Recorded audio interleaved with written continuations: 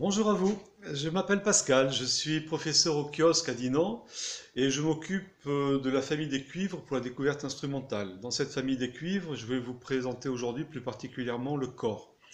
Alors le cor, comme ses confrères de la même famille, est caractérisé par le fait qu'il a une embouchure, c'est une petite pièce de métal que j'ai ici entre mes doigts, dans laquelle nous allons souffler une vibration qui va résonner dans l'instrument pour faire un son.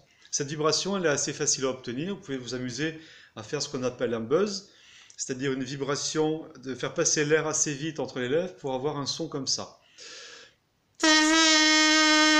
Et on met l'embouchure et ça fait...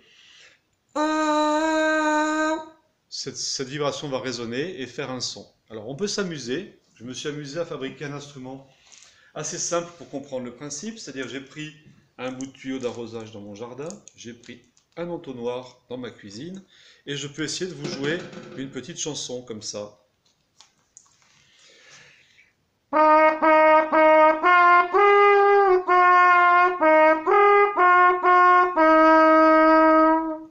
Voilà donc le principe avec l'embouchure, le corps de l'instrument et l'entonnoir, enfin le pavillon, qui va diffuser, qui sert de haut-parleur en fait.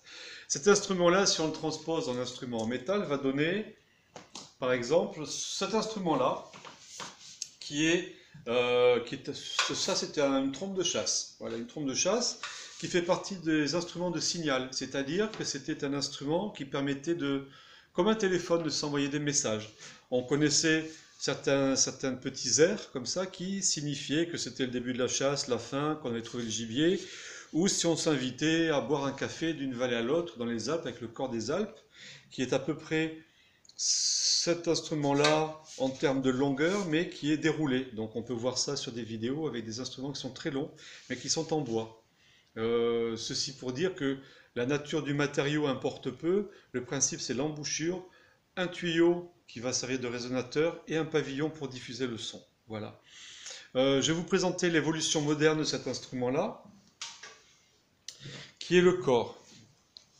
Ici, voilà, le cor moderne. Alors vous voyez qu'on a rajouté, je mets l'embouchure, mais on a rajouté à cette trompe de chasse originelle, on a rajouté tout un tas de mécanismes ici, vous voyez, avec des palettes qu'on peut actionner. Voilà, ces palettes actionnent des rotors qui sont des petits robinets, voilà, qui permettent de choisir le passage d'air dans toutes ces coulisses que l'on voit et ainsi de faire différentes notes.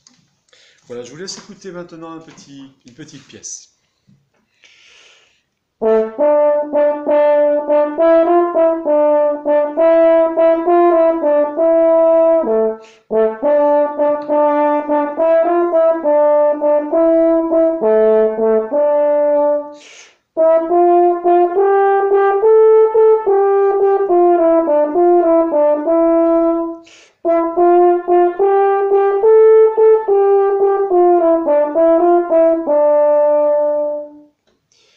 Voilà, je vous remercie de votre attention. À bientôt.